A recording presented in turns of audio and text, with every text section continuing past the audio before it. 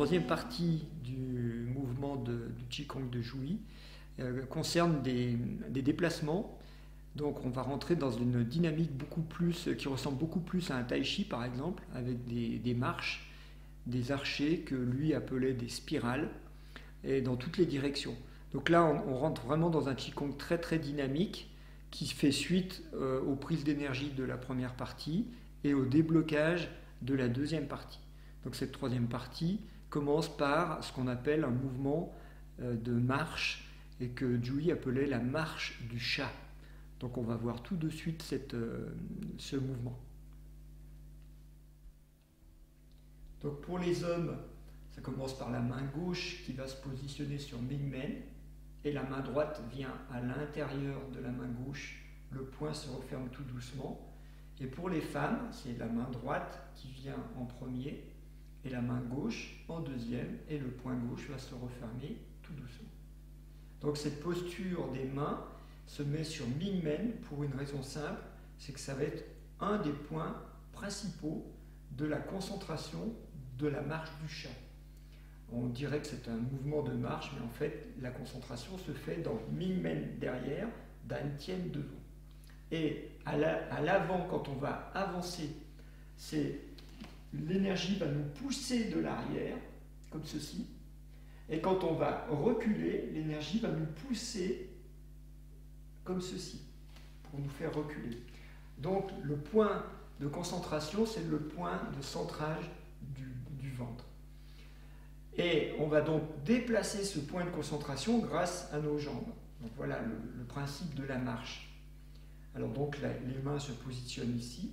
Et ensuite, on va décomposer le mouvement qui permet d'avancer en sachant que le mouvement se fait dans un axe vertical qui ne bouge pas. L'axe va juste descendre un peu en fléchissant les jambes, ce qui va permettre d'avoir une marche qui ressemble à un chat. La première chose, ça va être de changer le poids du corps, par exemple, ou pour la jambe gauche qui va commencer, mettre le poids du corps sur la jambe droite, donc le poids descend dans cette jambe, ce qui va permettre de lever le talon gauche et de pouvoir pousser l'avant du pied gauche. Une fois que l'avant du pied gauche est poussé, il y a un deuxième mouvement qui vient, c'est le genou qui est tiré vers le haut, comme par une poulie, ce qui va permettre ensuite d'étirer le pied et d'étirer les orteils. Là, il y a une prise d'énergie qui se fait par le point du chakra du pied.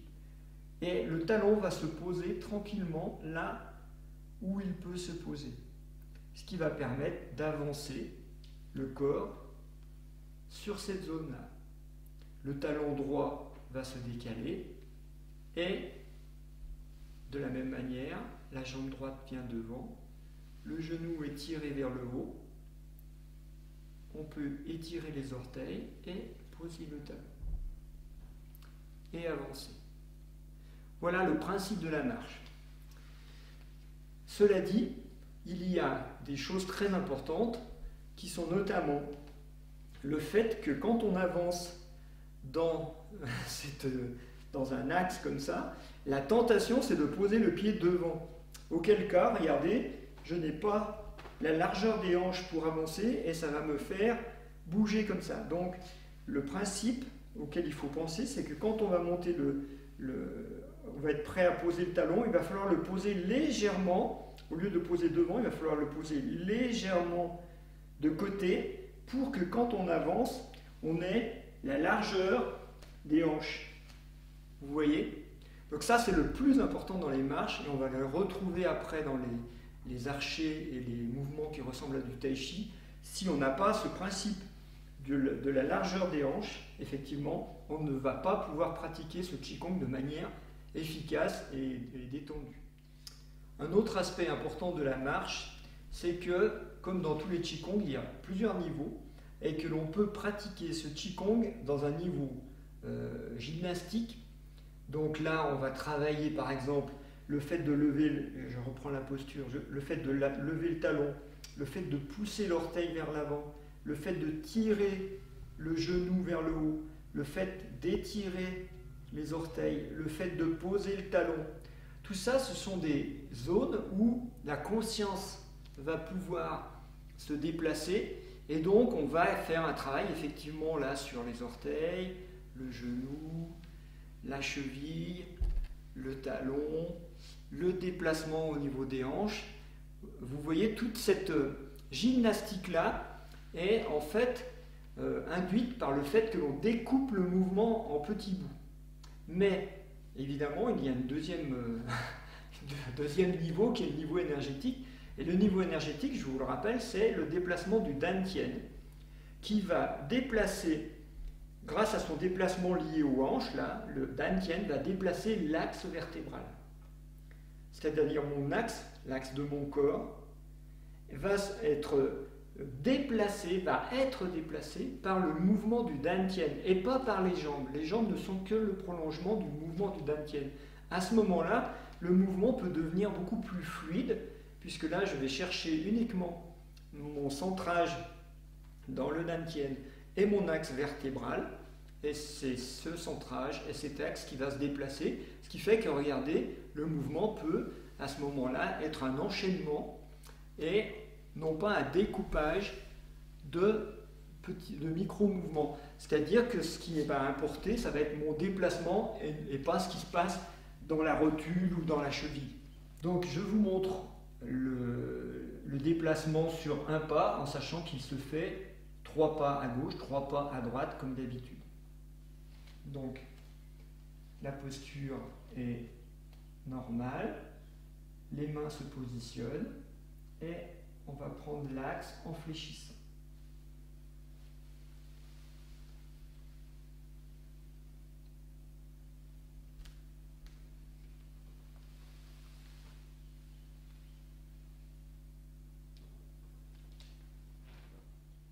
Pour les respirations, alors la marche avant et la marche arrière ne fonctionnent pas de la même manière.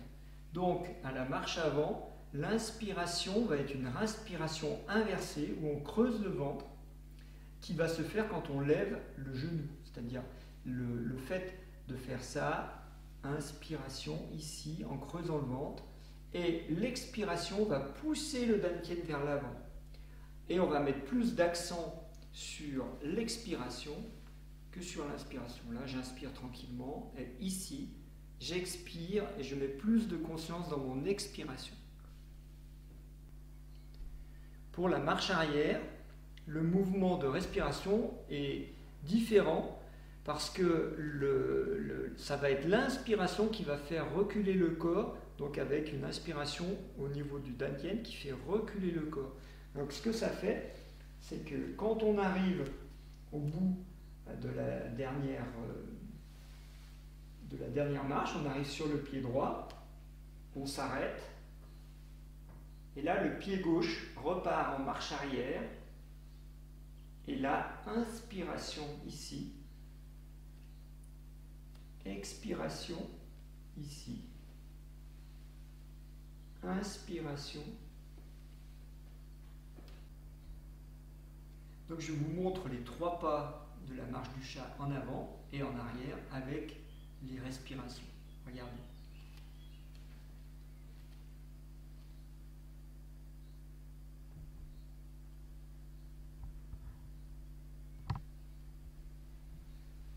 Inspire,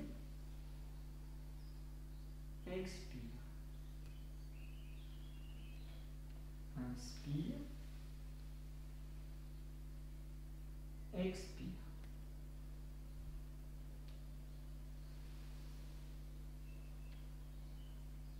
Expire.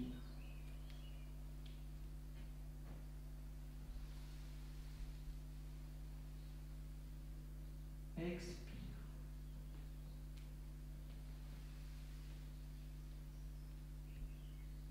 Expire.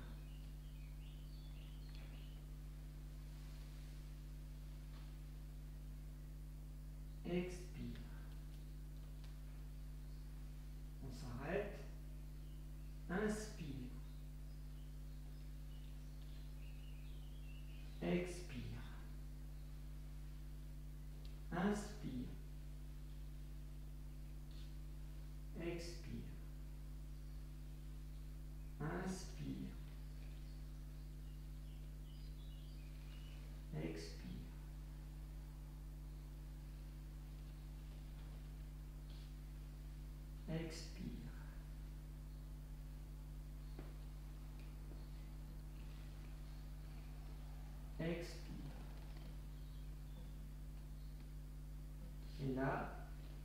on va passer au deuxième mouvement. Donc, après la marche du chat, le mouvement se poursuit par ce qu'on appelle une série d'archers, mais que Dewey appelait donc des mouvements en spirale. Les mouvements en spirale, ce sont des mouvements de type bois, printemps, qui vont faire spiraler le corps, notamment la colonne vertébrale en fait, et qui vont utiliser cette spirale dans différentes intentions. La principale étant que l'énergie part du ventre et monte jusqu'au cœur, du premier dantian jusqu'au deuxième dantian, pour être alors étirée dans le sens horizontal. Ce qui fait qu'on va rentrer dans la symbolique de l'humain, c'est-à-dire de l'axe vertical qui est vrillé par les différentes énergies yin ou yang, et de l'axe horizontal qui va symboliser la croix. Donc en fait, le mouvement part toujours du bas et va être ensuite étiré vers l'horizontale par les mains au niveau du thorax. Voilà, l'essentiel de ces mouvements réside dans cette symbolique-là. Ensuite, on va voir qu'il y a différentes façons de le pratiquer, plus ou moins souple, toujours pareil, on peut être dans l'articulation, on peut être dans l'énergie, et c'est ça qui va être important de travailler et qui va venir au fur et à mesure de la pratique d'ailleurs. Donc le premier se fait dans ce qu'on appelle la position du cavalier. La position du cavalier, tout simplement, c'est une position d'ouverture assez large des jambes, un peu plus large que les hanches, et d'affaissement, de détente du pli de laine pour avoir un arrondi ici, et cette position du cavalier va pouvoir nous permettre d'avoir une bonne assise en rappelant que, puisqu'on va faire une rotation de la colonne vertébrale, l'axe entre ici et le périnée doit être parfaitement aligné en permanence. On ne va jamais tordre l'axe vertébral. La problématique, c'est comment on passe de la marche du chat à la position du cavalier. Regardez, on arrive dans le dernier pas, qui est un pas à droite, et on arrive dans cette posture-là. À ce moment-là, la jambe gauche va aller chercher la posture du cavalier, et nous voilà dans la posture. Il ne reste plus qu'à sortir les mains, et effectivement prendre l'énergie et commencer le mouvement du cavalier, de l'archer. Donc voici la position du cavalier, les pieds parallèles, les jambes fléchies, bien détendues, l'axe vertical très très important, et comment va se passer le mouvement de l'archer, de cette spirale à gauche et à droite. Regardez, prise d'énergie dans le sol, inspire, on rassemble l'énergie dans le dantian, ici, inspire. On prend la posture du cavalier et là on déclenche la spirale. Regardez les hanches et le thorax. Expire. Inspire. Retour à la posture.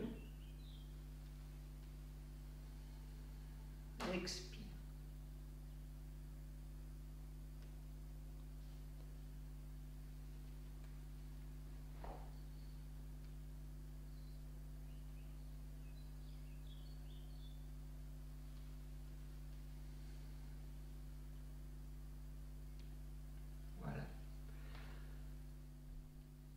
Ce mouvement se fait 3 fois sur le côté gauche, 3 fois sur le côté droit. Alors, il y a plusieurs façons de pratiquer ce mouvement. C'est relativement simple pour la respiration, puisque c'est 2 temps. Un inspire, une inspiration ici, une expiration ici. Ce qui est compliqué, c'est de déclencher le mouvement de la spirale dans le corps. Alors, il y a plusieurs façons de faire. La plus simple, et c'est celle que je vous ai montrée, c'est de faire un système binaire, c'est-à-dire ici, vous êtes présent dans votre ventre, là, et vous allez tourner le bassin sur le côté, et pas tourner les épaules, mais tourner le bassin, ici, tourner le bassin sur le côté gauche. Et après, les mains étant là, vous allez ramener le bassin sur l'avant du corps, sur son axe frontal, en même temps que vous étirez, comme ceci. Je vous le remontre, vous êtes là en position du cavalier, inspiration, tournez le bassin, ramenez le bassin en même temps que vous tirez les bras. Ça, c'est un mouvement facile à conscientiser puisque vous mettez votre conscience dans le bassin qui fait ça et la conscience dans le bassin qui fait ça en même temps que les bras s'écartent. Donc c'est relativement simple et ça vous permet d'éviter de faire une erreur qui serait par exemple de tourner les épaules. Vous voyez, regardez, je fais ça, je tourne les épaules mais mon bassin n'a pas bougé. Là, il n'y a pas de spirale. Et l'énergie va se concentrer dans la cage thoracique, ce qui n'est pas bon au niveau énergétique. L'énergie doit circuler. Donc le mouvement énergétique, si vous voulez qu'il fonctionne, c'est bassin, épaule, et après au retour, ça remet dans l'axe, et ce qui fait que quand on va détendre les bras, l'énergie va revenir dans le bassin, et elle va être de nouveau mobilisée de ce côté-là pour être étirée. Par la suite, avec la pratique, vous pouvez conscientiser chaque vertèbre qui va se tordre dans la colonne vertébrale et à ce moment-là, le mouvement va devenir quelque chose de fluide avec inspiration comme ça et expiration comme ça. Inspiration ici, expiration ici.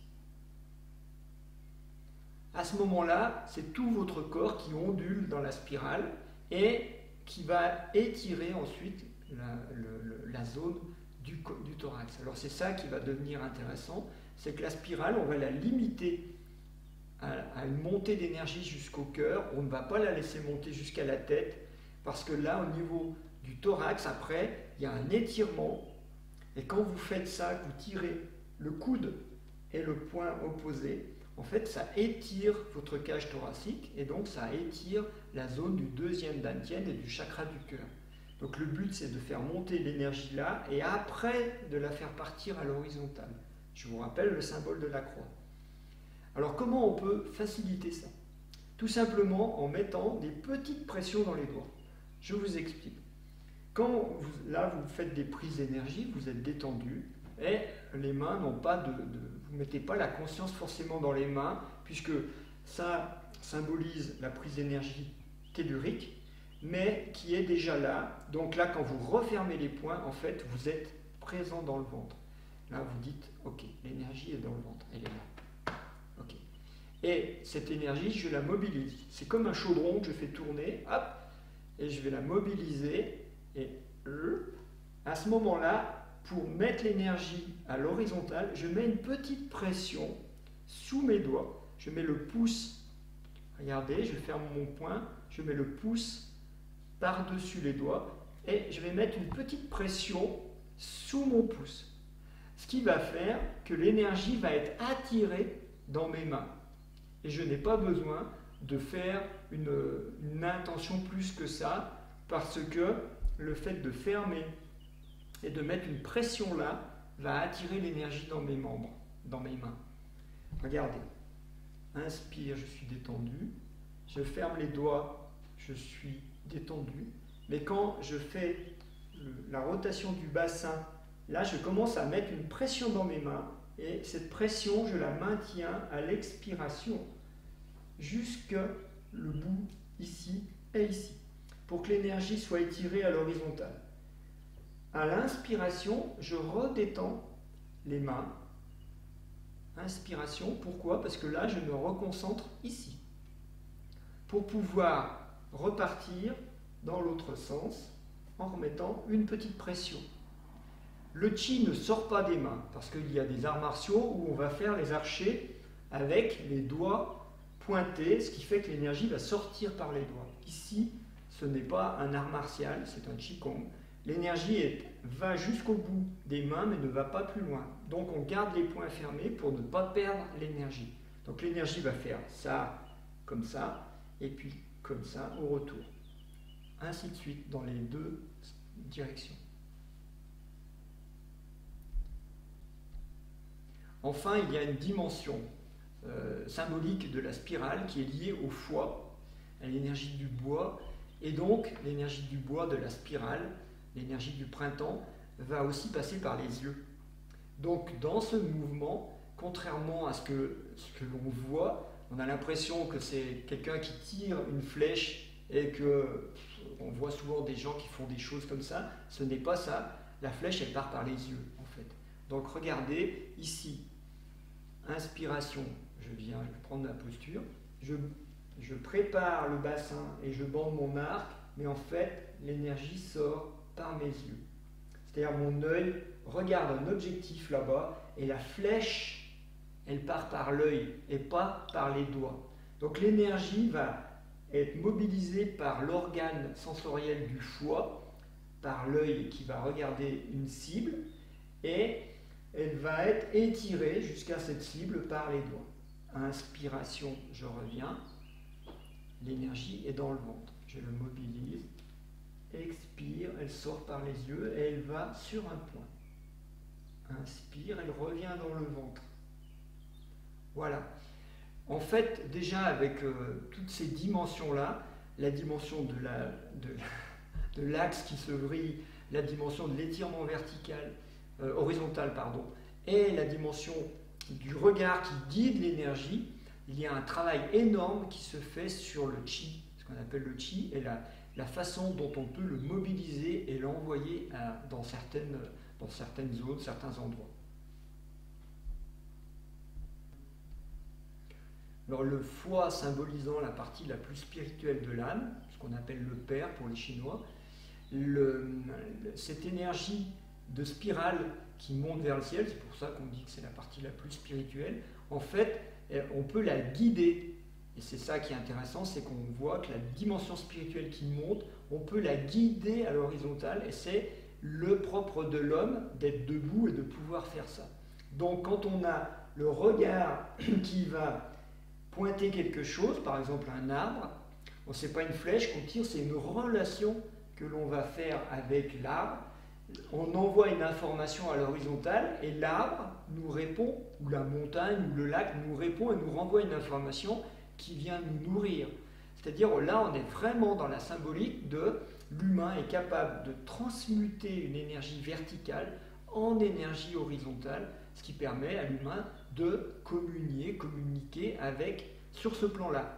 Et c'est vraiment ça la symbolique, d'où on comprend mieux que Dewey appelait ça des spirales et pas des archers. Parce que quand on parle de l'archer, il y a toujours cette notion de jeter une flèche et d'attaquer quelque part. Alors donc lui, il disait ce sont des spirales.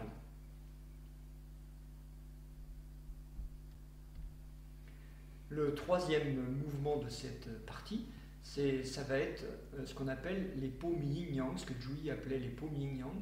Ça va être un mouvement d'archer, toujours, ou de spirale, mais qui va être beaucoup plus dynamique, mais aussi un peu plus difficile à faire, parce qu'on va descendre, s'asseoir sur les talons, et qu'il va y avoir tout un jeu de paumes qui s'inversent, yin-yang, et ça va être un peu difficile à l'expliquer et à le pratiquer. Mais cela dit, c'est un mouvement qui est très très beau, et puis qui fait aussi référence au tai chi. Et vraiment, moi j'adore ce mouvement parce qu'il est d'une esthétisme très très chouette.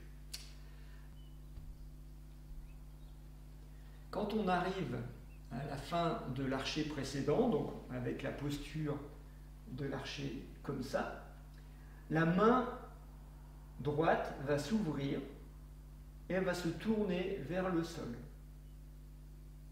Et elle va venir vers l'aisselle gauche en même temps que la main gauche s'ouvre.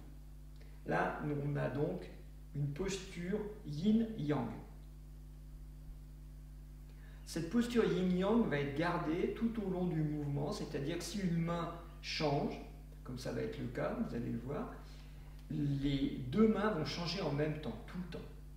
Là, le poids va passer sur la jambe droite. Et les mains continuent leur mouvement et vont comme saisir le bras d'un adversaire, elles s'inversent, pour le ramener vers soi. En même temps, la jambe opposée, la jambe gauche, vient se mettent derrière la jambe droite. De cette posture-là, le pied se pose en arrière et là, on va caler les deux genoux l'un contre l'autre et on va pouvoir faire un archet comme ça. Et la main va se lever. Inspiration, les mains viennent de ce côté. Expiration, les mains saisissent le bras d'un adversaire et le tirent comme ça, en même temps que la jambe vient là. Inspiration, le pied se pose, les genoux se calent. Expiration, il y a un archet qu'on termine par la main verticale. Inspiration. Expiration, change de pied. Inspiration. Expiration. Voilà. Donc là, on va passer à une vrille en 4 respirations, 2 inspirations, 2 expirations, et un mouvement synchronisé entre les jambes et les bras. Si on n'arrive pas à synchroniser ce mouvement-là, en fait, l'axe vertébral va être décalé et ça ne va pas marcher. Donc on va vite le sentir parce qu'effectivement, il n'y a pas d'harmonie et il n'y a pas de déplacement de la colonne, de l'axe qui doit se faire en harmonie. Pourquoi? Pour une raison simple, c'est que si vous faites dans une posture, si vous décalez le poids du corps, par exemple, en amenant les mains de ce côté, mais sans décaler le poids du corps en bas, regardez, là je suis désaxé. Donc on est obligé de contrebalancer ce mouvement-là par un mouvement de changement de poids sur les jambes, comme dans les arts martiaux. Toujours garder un axe vertical. Donc là je suis centré ici, je déplace le poids comme ça, et je déplace le poids aussi en bas. Quand je ramène, je peux me recentrer ici, et là, je vais pouvoir faire un archet. Il faut aller très lentement dans l'apprentissage de ce mouvement. Alors, moi-même, quand j'ai appris ce mouvement, l'enseignement de Dewey nous a expliqué un jour que c'était un art martial. Et c'est là où j'ai vraiment compris ce qui se passait. C'est-à-dire qu'en fait, apparemment, c'est un jeu de paume yin-yang, mais en fait, ça simule l'énergie face à une énergie adverse. Donc imaginons qu'on a un adversaire qui vient ici et qui veut me donner un coup de poing, qui m'attaque comme ça, en fait les mains vont venir saisir le bras de l'adversaire, le prendre son bras, le tirer comme ça, et tac, elles vont lui mettre ce qu'on appelle un coup de karaté ou de kung-fu. En fait, elles vont tuer l'adversaire. Donc, regardez bien, là, il y a un adversaire qui arrive, je viens, je prends son bras et flap. Et donc ça, en accéléré, ça vous donne exactement ce qui se passe de manière lente. Parce que là, vous comprenez le sens de l'énergie et qu'est-ce que l'énergie, comment elle va être mobilisée et comment elle va agir à travers vous. Alors, ça permet aussi, cette compréhension, de bien voir qu'un mouvement, pour qu'il soit efficace, par exemple, si vous voulez mettre un coup dans cette direction-là, il faut que votre corps puisse contrebalancer avec un autre mouvement. Ça, c'est puissant, ça n'a aucune force. Donc, si je veux mettre un archer là, comme ça, je suis obligé de contrebalancer par un mouvement opposé. C'est la base de tous les arts martiaux, hein, karaté y compris, etc. Alors, ce qui est intéressant dans la symbolique, pourquoi ce travail du foie va être mobilisé dans cette direction-là. Le foie, c'est l'organe, donc la partie de l'âme la plus spirituelle. Et en fait, quand on considère ça comme ça, regardez bien, c'est-à-dire que l'énergie de la spirale, là vous voyez, il y a une spirale qui va se développer, va pouvoir assimiler les choses qui viennent de l'extérieur, que l'on considère comme des dangers, des peurs par exemple, des croyances, et grâce à cette énergie spirituelle, on va pouvoir la transformer et la réduire à néant. C'est-à-dire qu'il y a quelque chose qui m'a, une idée par exemple qui m'obsède, je regarde cette idée, je la prends, je la ramène au niveau du cœur et elle est transformée par ma vision spirituelle. Parce que je vous rappelle que c'est l'œil qui va faire l'énergie de l'archer.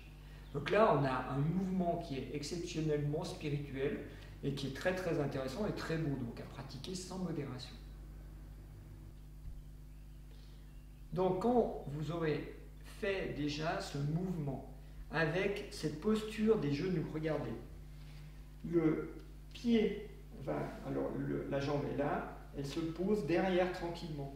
Les deux genoux se touchent. Et là, ça permet de faire l'archer. Quand vous aurez cette posture stable dans votre axe vertical, ensuite, vous pouvez aller poser votre pied plus loin, c'est-à-dire que de là, je vais poser le pied un peu plus loin, pour pouvoir passer le genou ainsi, et pour pouvoir descendre, m'asseoir sur le talon. À ce moment-là, ça va être un peu plus dynamique parce que la spirale va descendre jusque dans le sol et remonter du sol. Je vous le montre.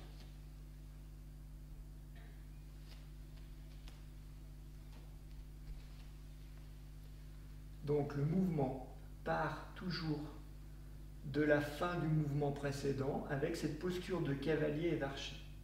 La main droite s'ouvre, se tourne vers le sol.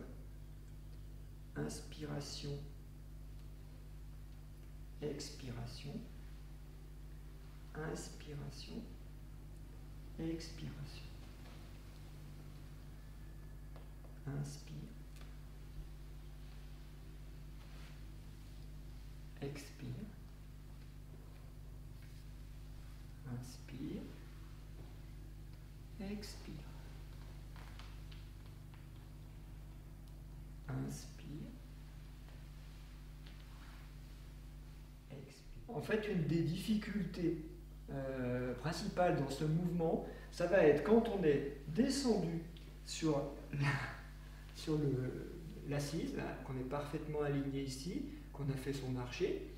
En fait, le problème, ça va être de remonter. Comment on peut remonter? Tout simplement, ici, on va mettre la conscience dans le haut de la colonne et on va inspirer comme si on aspirait par un tube et on inspire pour pouvoir remonter. Ce qui va faire que 70% de l'effort sera énergétique et pas physique. Il n'y a que 30% de votre corps physique qui va travailler. 70%, ça va se passer dans l'énergie. Et avec un mouvement qu'on a déjà vu dans la partie précédente, c'est-à-dire que quand on descend ici, s'asseoir, on est tiré par le coccyx qui nous descend à l'expire, et à l'inspire, on est tiré par la nuque. Donc il y a un mouvement dans la colonne vertébrale qui va faire que l'on puisse descendre comme sur un coussin d'air, voyez, et quand on arrive en bas, l'inspire va nous faire remonter comme ça. Il y a des personnes pour qui ce mouvement va être impossible à faire physiquement, parce qu'elles ont des faiblesses au niveau peut-être des jambes, mais surtout parce que la morphologie des cuisses est importante. Si vous avez une morphologie de corps avec des grosses cuisses bien costauds, vous ne pouvez pas passer la cuisse l'une derrière l'autre et descendre vous asseoir. Donc vous restez à ce moment-là dans la posture de l'axe vertical et vous restez comme ça tranquillement. Les deux mouvements suivants sont des archers sur des marches du chat. Donc on a vu la marche du chat en premier mouvement, on a vu la spirale en deuxième mouvement. On va maintenant combiner la marche en avant et la marche en arrière avec deux autres spirales, toujours qui partent du bassin et qui montent jusqu'en haut de la tête et qui sont étirées au niveau de l'horizontale par les mains. C'est relativement simple puisque vous avez vu ces deux mouvements. Regardez, on va terminer le mouvement des paumes yin-yang par un mouvement comme ça qui va nous permettre de passer sur le poids d'une jambe pour pouvoir commencer à faire la marche du chat. Je fais la marche, je fais attention à bien avoir la largeur des hanches quand je pose mon pied, et là, je prends l'énergie du sol, comme pour le mouvement du cavalier vu tout à l'heure. Je ferme mes poings, mon bassin, regardez, c'est le bassin tourne, les côtes, les épaules, et je peux faire un archet vers l'arrière. Inspiration, je reviens, je m'appuie. Expiration, je prends ma posture de la marche. Inspiration, je prends l'énergie du sol, je la concentre dans le dantian. Expiration, je la mobilise et elle va faire une flèche en arrière. Ce mouvement est très simple. Le seul danger de faire une erreur, c'est de mettre, comme tout à l'heure, le pied trop devant l'autre. Il faut vraiment penser à l'écarter pour avoir la largeur des hanches, ce qui va permettre, regardez les hanches, de tourner les hanches et de rester stable. Si j'avais les pieds comme ça, je ne peux pas tourner les hanches et rester stable parce que ça va me désaxer. Donc l'important, c'est la largeur des hanches. Deuxième chose importante, c'est quand vous avancez le pied, de poser le pied en sachant que vous pouvez le relever. Si vous posez le pied, regardez bien, si vous faites comme ça, et vous posez le pied comme ça, vous avez trop d'axe, vous êtes trop penché dans votre axe, et vous ne pouvez pas vous vriller en regardant derrière. Ça va vous faire mal à la colonne vertébrale. Donc l'important, je le remontre, c'est vraiment de poser le talon un peu sur l'extérieur et de façon à pouvoir le relever si on en avait besoin. Après, on peut poser le pied.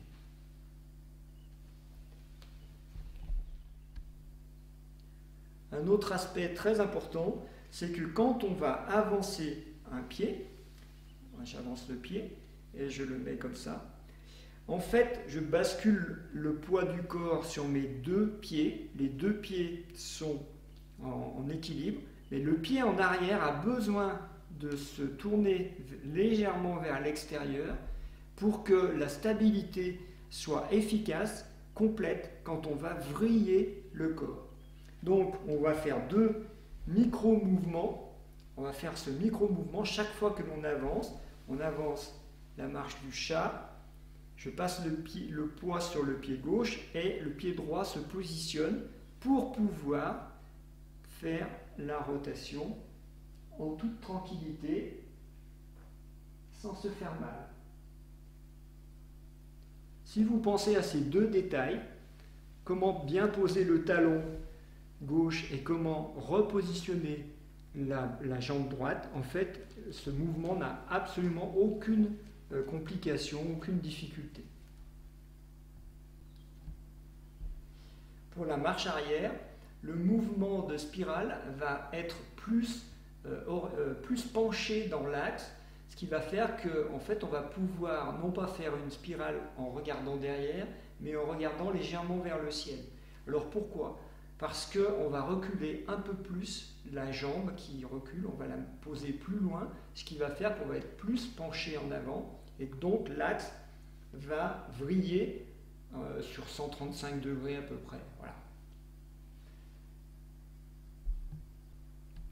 Dans ces mouvements de spirale en marchant en avant et en arrière, les axes ne sont pas les mêmes. Quand on avance très très peu le talon, comme on l'a vu, ce qui fait que, quand regardez de profil, quand j'avance un peu comme ça, je pose mon talon, si je passe le poids sur cette jambe-là, cet axe-là est relativement droit, il n'est pas très très penché, ce qui va permettre de faire un axe, une vrille qui regarde en arrière.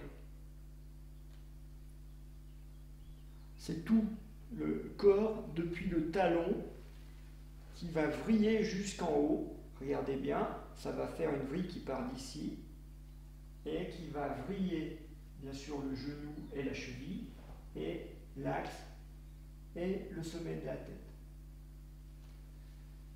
Donc cette vrille est relativement facile parce qu'elle n'est pas trop penchée. Ce qui ne va pas être le cas quand on va faire la marche arrière. Donc regardez pour la marche arrière, quand ma jambe va reculer, elle va aller chercher plus loin. Et donc là, je vais avoir un axe qui est plus penché en avant, ce qui fait que quand ma flèche va se faire, c'est tout cet axe qui va tourner, et à ce moment-là, les bras ne sont plus à l'horizontale. Regardez.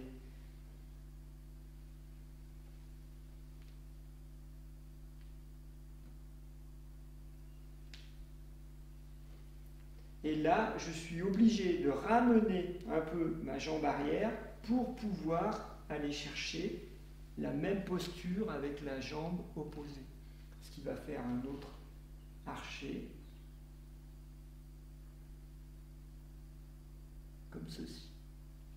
Je ramène, regardez, je ramène la jambe arrière un petit peu pour pouvoir aller chercher la posture de l'archet suivant, de la spirale suivante.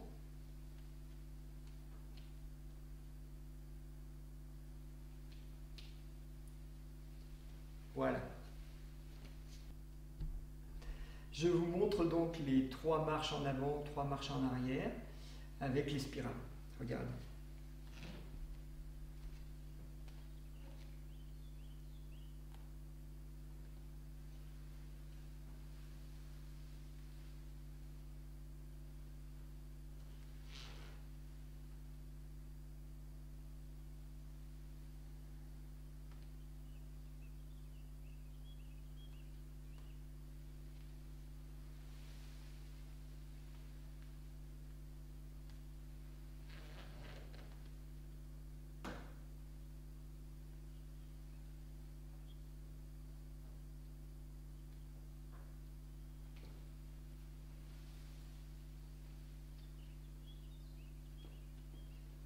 Inspiration,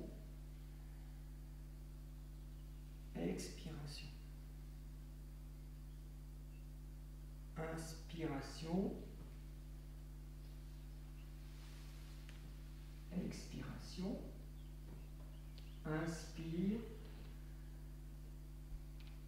expire. Inspire, expire. Inspire, expire. Inspire,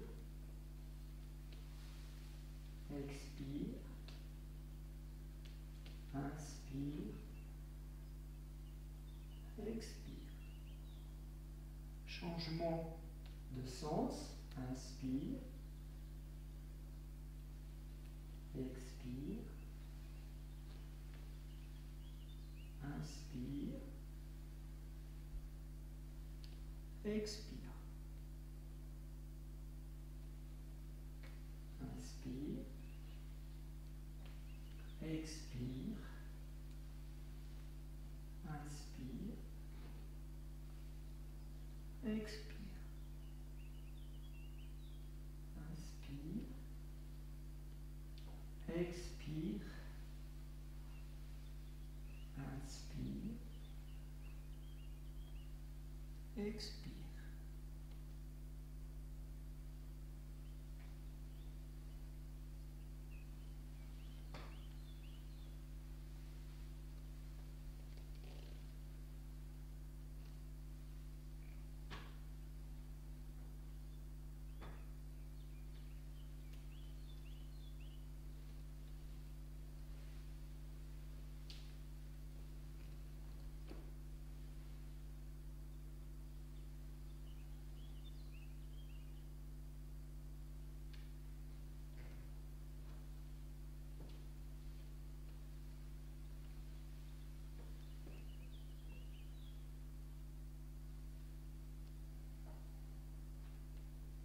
Fin du mouvement.